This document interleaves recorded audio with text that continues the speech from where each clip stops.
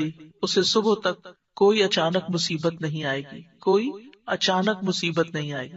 یعنی اس کا مطلب نہیں کہ دوسری آ جائے گی، یعنی ایک دم کسی قسم کی پریشانی اس کو لاحق نہیں ہوگی.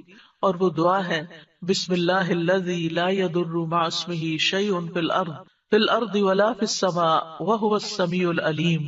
اللہ کے نام سے، وہ ذات کہ اس کے نام سے کوئی چیز زمین میں ہو یا آسمان میں نقصان نہیں دے سکتی، اور وہ خوب سنتا ہے اور خوب جانتا ہے. اور جس نے صبح کے وقت یہ دعا پڑھ لی اسے شام تک کوئی اچانک مصیبت نہیں آئے گی، اور جب شام کو کوئی پڑھ لے تو صبح تک اس کو پریشانی نہیں ہوگی. اسی طرح اگر انسان بسم اللہ نہیں پڑھتا تو یاد رکھیے کہ بسم اللہ نہ پڑھنے کا نقصان یہ ہے. ابن عباس کہتے ہیں کہ ابلیس نے اللہ تعالیٰ سے کہا کہ تو نے اپنی ساری مخلوق کا رزق واضح کر دیا، میرا رزق کس میں ہے؟ تو اللہ تعالیٰ نے فرمایا ہر اس چیز میں جس پر میرا نام نہ لیا جائے. تو گویا جس چیز پر ہم اللہ کا نام نہیں لیتے وہ رزق پھر شیطان کے حصے میں چلا جاتا ہے، گویا ہم اپنے دشمن ہی کو فیڈ کرتے ہیں. قیامت کے دن بھی اللہ کے نام سے وزنی کوئی چیز نہ ہوگی. پھر اسی طرح یعنی اس دعا کے پڑھنے کے مواقع کون کون سے ہیں؟ نمبر 1، ہر کام شروع کرنے سے پہلے، تاکہ اس میں برکت اور مدد حاصل ہو، اس کے اندر قبولیت ہو، ہمیں اخلاص نصیب ہو. پھر خاص طور پر کھانا کھانے سے پہلے حضرت عائشہ کہتی ہیں کہ رسول اللہ صلی اللہ علیہ وسلم نے فرمایا جب تم میں سے کوئی کھانا کھانے لگے تو چاہیے کہ اللہ تعالیٰ کا نام لے. پھر اگر شروع میں اللہ تعالیٰ کا نام لینا بھول جائے تو چاہیے کہ یوں کہے بسم اللہ اولہ و آخرہ، اللہ کے نام سے اس کھانے کے شروع میں اور آخر میں بھی. پھر اسی طرح لباس اتارتے وقت بسم اللہ پڑھنی چاہیے.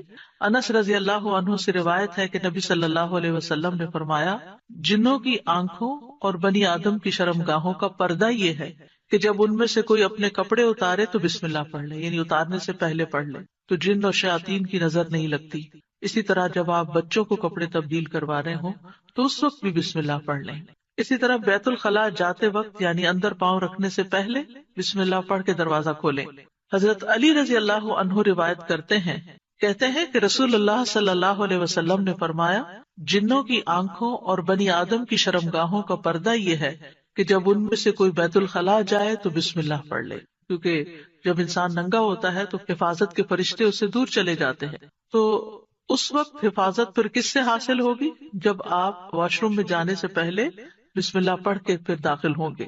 اسی طرح وضو سے پہلے ابو ہریرہ کہتے ہیں کہ رسول اللہ صلی اللہ علیہ وسلم نے فرمایا لا صلاۃ لمن لا وضوء له ولا وضوء لمن لم يذكر اسم اللہ تعالی علیہ، کہ جس کا وضو نہیں اس کی نماز نہیں، اور جو شخص وضو کے شروع میں اللہ تعالیٰ کا نام نہ لے اس کا وضو نہیں. اب یہاں پر بعض لوگوں کو یہ پریشانی ہوتی ہے کہ ہم واش روم میں کھڑے ہوتے ہیں، وہیں سنک ہے، وہیں کموڈ ہے، تو پھر ہم بسم اللہ کس طرح پڑھیں؟ اس کے ایک تو یہ ہے کہ جب آپ وضو کی نیت سے جا رہے ہیں تو اندر داخل ہونے سے پہلے ہی پڑھ لیں اور جا کے ٹیپ کھول لیں اور اپنا وضو شروع کر دیں. دوسرا یہ ہے کہ آپ دل میں پڑھ لیں، لیکن اگر کوئی بھول گیا ہے تو جس وقت یاد آئے یعنی وضو کے دوران اس وقت بھی پڑھ سکتا ہے. پھر اسی طرح پڑھنا ہی بھول گیا تو اس کا کیا مطلب وضو ہوا ہی نہیں سرے سے، یا پھر یہ کہ اس کی اگر وضو نہیں ہوا تو کیا نماز ہی نہیں ہوئی؟ نہیں، اس کا مطلب یہ ہے کہ اس کا وضو کامل نہیں ہوا. یہاں علماء نے اس کا مطلب یہ کیا ہے کہ اس کے وضو میں نقص رہ گیا. وضو ہو جائے گا، نماز ہو جائے گی، لیکن وہ جو برکت حاصل ہونی تھی یا زیادہ ثواب ملنا تھا اس سے انسان محروم ہو جاتا ہے. پھر اسی طرح یہ ہے کہ قرآن مجید کی قرأت سے پہلے بسم اللہ پڑھنی چاہیے. قتادہ سے روایت ہے، وہ کہتے ہیں کہ انس رضی اللہ عنہ سے سوال کیا گیا کہ نبی صلی اللہ علیہ وسلم کی قرأت کیسی تھی، تو انہوں نے بیان کیا کہ آپ صلی اللہ علیہ وسلم کھینچ کر پڑھتے تھے. پھر آپ نے بسم اللہ الرحمن الرحیم کو پڑھا، یعنی بسم اللہ الرحمن الرحیم، یعنی مد کے ساتھ پڑھتے تھے الرحمن کو، اور رحیم کو بھی کھینچ کر تلاوت کرتے تھے. سورۃ انا اعطیناک الکوثر. وقال ابن عباس شانئک عدوک. شانئک کا معنی کیا ہے؟ عدو، دشمن. اور شان سے مراد یہاں نبی صلی اللہ علیہ وسلم کا دشمن ہے، اس سے مراد عاص بن وائل، ابو جہل یا عتبہ ہے. لیکن عام معنی یہ کہ قیامت تک جتنے بھی لوگ رسول اللہ صلی اللہ علیہ وسلم کے دشمن ہیں، چاہے وہ آپ کے دور میں تھے یا بعد میں آئے، وہ سب انجام کے اعتبار سے خائب و خاسر ہیں، نامراد ہیں. حدثنا آدم حدثنا شیبان حدثنا قتادہ عن انس رضی اللہ عنہ قال لما عرج بالنبی صلی اللہ علیہ وسلم الی السماء، جب معراج پر لے جایا گیا رسول اللہ صلی اللہ علیہ وسلم کو آسمان کی طرف، قال تو آپ نے فرمایا اتیت علی نہر، میں ایک ایسی نہر کے پاس آیا، حافتاہ اس کے کنارے قباب اللؤلؤ مجوفا، کہ وہ قبے تھے خالدار موتی کے، چھوٹے چھوٹے جیسے گنبد سے بنے ہوئے ہوتے ہیں نا. فقلت ما ھذا یا جبریل، میں نے پوچھا یہ کیا ہے جبریل؟ قال ھذا الکوثر، فرمایا یہ ہے نہر کوثر جو انا آتیناک الکوثر کے پس منظر میں ہے.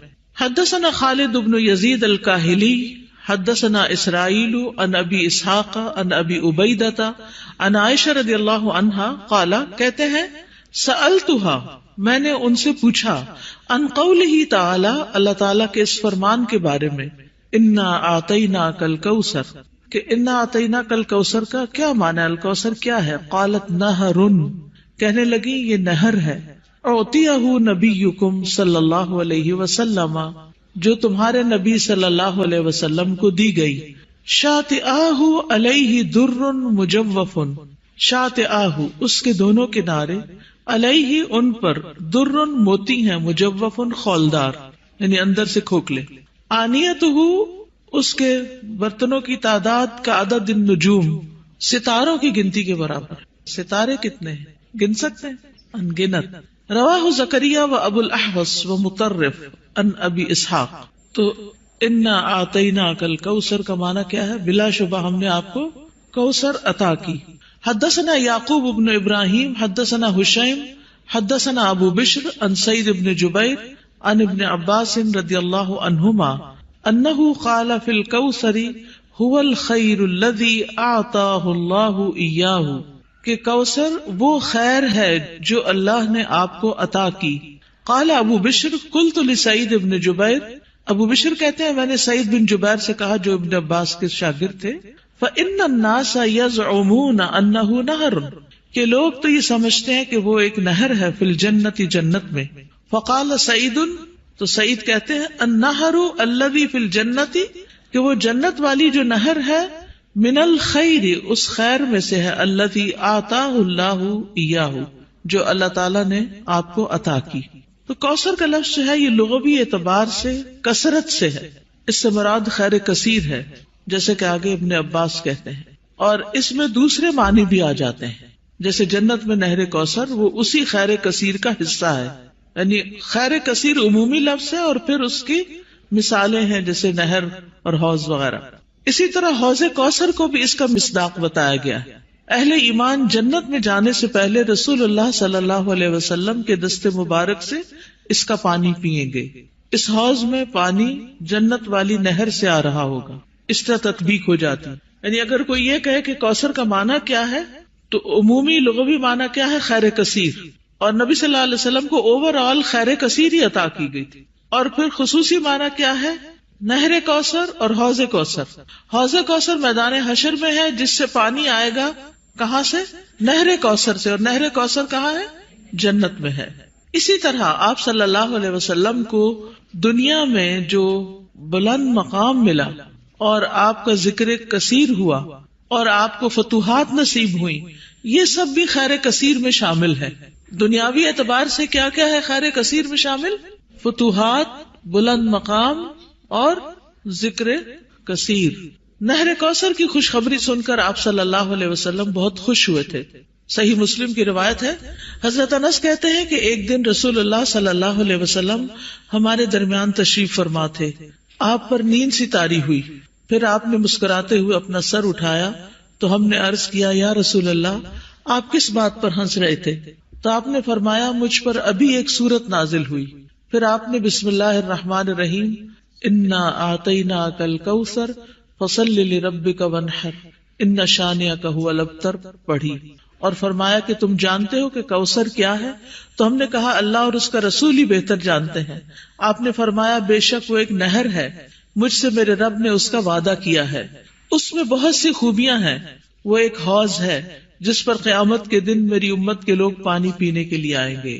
تو حوض کوثر کیا ہے، اس کی ڈسکرپشن کے بارے میں کچھ احادیث ہمیں ملتی ہیں.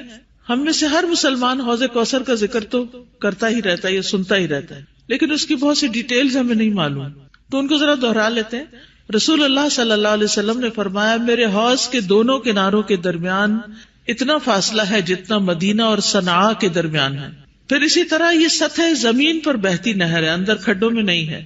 رسول اللہ صلی اللہ علیہ وسلم نے فرمایا، مجھے کوثر عطا کی گئی، وہ ایک نہر ہے جو گویا کہ سطح زمین کے اوپر بہتی ہے۔ حوض کوثر کی مٹی جو ہے، آپ نے فرمایا میں نے اپنا ہاتھ اس کی مٹی میں ڈال کر دیکھا تو وہ خالص کستوری کی تھی، یعنی خوشبودار، اس میں کنکریاں بھی ہیں اور وہ اس کے موتی تھے، یعنی سطح پر ہوتی ہے نا کنکریاں پانی کی سطح پر، تو وہ موتی تھے۔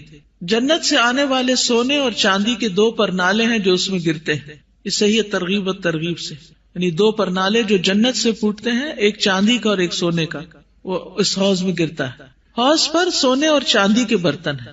اللہ کے نبی صلی اللہ علیہ وسلم نے فرمایا، تم دیکھو گے کہ حوض کوثر پر سونے چاندی کے آبخورے ہوں گے جن کی تعداد آسمان کے ستاروں کی برابر ہے یا ان سے زیادہ بھی روایت میں آتا ہے، اور پھر وہ برتن جنت کے برتنوں میں سے ہوں گے۔ کسی نے عرض کیا، یا رسول اللہ، حوض کے برتن کس طرح کے ہوں گے؟ آپ نے فرمایا، اس ذات کی قسم جس کے ہاتھ میں میری جان ہے، اس کے برتن آسمان کے ستاروں سے بھی زیادہ ہوں گے، ستارے بھی ایسی اندھیری رات کے جس میں بالکل بادل نہ ہو، پھر وہ برتن جنت کے برتنوں میں سے ہیں، اس کا پانی ٹھنڈا، میٹھا اور خوشبودار ہے۔ رسول اللہ صلی اللہ علیہ وسلم نے فرمایا، میرا حوض عدن اور عمان کے درمیانی فاصلے جتنا ہے۔ حوض کا پانی برف سے زیادہ ٹھنڈا، شہد سے زیادہ میٹھا، مسک سے زیادہ خوشبودار، اس کے آبخورے آسمان کے ستاروں کے برابر ہیں، اور ایک جگہ دودھ سے زیادہ سفید بھی آتا ہے۔ آئس کریم کیا چیز ہے اس کے مقابلے میں؟ جو ایک گھونٹ بھی پی لے گا کبھی پیاسا نہ ہوگا، اس کے چہرے کا رنگ کبھی سیاہ نہ ہوگا۔ سبحان اللہ، یہ تاثیر ہے اس کی۔ دنیا میں کئی ٹوٹکے کرتے رہتے ہیں، یہ کھا لو، وہ پی لو، یہ لگا لو تاکہ رنگ صاف ہو جائے، اس کا ایک گھونٹ پی کر انسان خوبصورت ہو جائے گا۔ اس نہر پر پرندے بھی ہیں، فرمایا ان کو کھانا اس سے بھی زیادہ خوشگوار ہوگا۔ لیکن کچھ لوگ حوض کوثر سے محروم رہ جائیں گے۔ وہ کون ہیں؟ جو بدعت کرنے والے ہیں، جنہوں نے آپ کے بعد دین کو تبدیل کر دیا۔ آپ فرمائیں گے یہ دور ہو جائیں، دور ہو جائیں۔ یہ ڈسکرپشن پڑھ کے پھر شوق بڑھ جاتا ہے نا، اور سنت پر عمل کا شوق